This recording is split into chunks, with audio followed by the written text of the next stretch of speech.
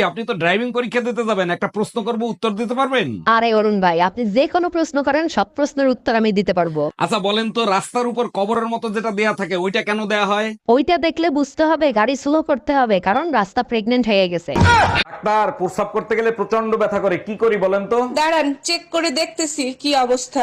সর্বনাশ, মেশিন খারাপ হয়ে গেছে। বলেন কি? আমি তো এখনো তো বিয়েই করি নাই। আরে আপনার মেশিন না, আমার চেক করা মেশিন। আব্বা একটা কথার উত্তর দাও। কি ক? তুমি আঙ্গ মারে কত বছর বয়সে বিয়ে করছিলে? কে 10-12? আমার বয়স কত? 22 চলে। ওই হুমুন্দির বাচ্চা, তোর মেয়ের বাচ্চা বাচ্চালে বিয়ার বয়স হয়েছে, চোখে পড়ে না? আরে অরুণদা, শুনলাম আপনি নাকি আবার চাকা খাইছেন। আর ভাবি বললেন না, মেয়ে জাত সাংঘাতিক, মেয়েদের পাল্লায় পড়া যাবে না। তারপরেও তো 2 দিন পর পর চাকা খান, এত চাকা খান আপনার মন ভাঙে না? মন ভাঙার প্রশ্নই আসে না, কারণ আমার মনে তো গরিলা গ্লাস লাগানো আছে। আমা, আমি যে স্কুলে পড়তাম তুমিও কি সেই স্কুলে পড়তে? হ্যাঁ, আমিও ওই স্কুলে 15 বছর আগে পড়তাম। তা তোমাদের সময় কি অরিন্দম স্যার ছিল? হ্যাঁ হ্যাঁ, উনি তো আমাদের ইংলিশ পড়াতো। দেখ না এখন কত বয়স হয়ে গেছে। ও, তার জন্যই তো স্যার আজকে আমাকে বললো তোর মতো ফাঁকিবাজ আজ 15 বছর পর দেখলাম।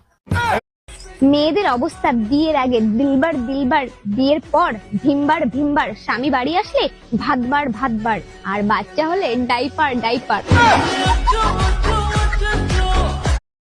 তোরা কি মনে করছিস আমি একাইছি? আমার পিছনে আমার মা আছে। তোর মায়ের পিছনে আমার বাবা আছে, বাবা আছে। 3 ঘন্টা ধরে ঘরে বসে রয়েছি, কই গেছিলা তুমি? তুমিও তো সবসময় ঘুরতে যাও, আমি কি কখনো জিজ্ঞাসা করছি কই গেছিলা? 1 মিনিট। হ্যাঁ, এবার বলো কই গেছিলা? পাশের বাড়ির ভাবির কাছে সায়া ব্লাউজের মাপ দিতে গেছিলাম। আরে একটা মায়া দেখো আমার জন্য, বিয়া করব, সংসার করব, পেটানি দিব সামান্য, দেখো আমার জন্য। কই গো, বলছি তুমি আমাকে এমন দুটো কথা বলো যেন একটা কথা শুনে আমি খুব খুশি হই, আর একটা কথা শুনে যেন আমার খুব রাগ হয়। গো, তুমি তো আমার জীবন গো। আচ্ছা আচ্ছা, আরেকটা আরেকটা। আর এরকম জীবন যেন ভগবান কাউকে না দেয়। এই কই তুমি? পাশের বাড়ির টুম্পা ভাবি ওভাবে রাগ হয়ে চলে গেল কেন?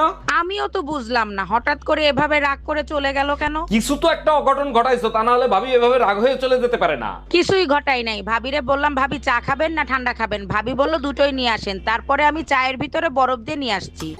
हम इसका पति है, हमको सिर्फ মা মা, 1 থেকে 50 এর মধ্যে যে কোনো একটা নাম্বার কাও তো। 5। তার মানে এই 5 দিন তুমি কোনো কাজ করবে না, তোমার সব কাজ আমি একা করব, তুমি রেস্ট নিবা।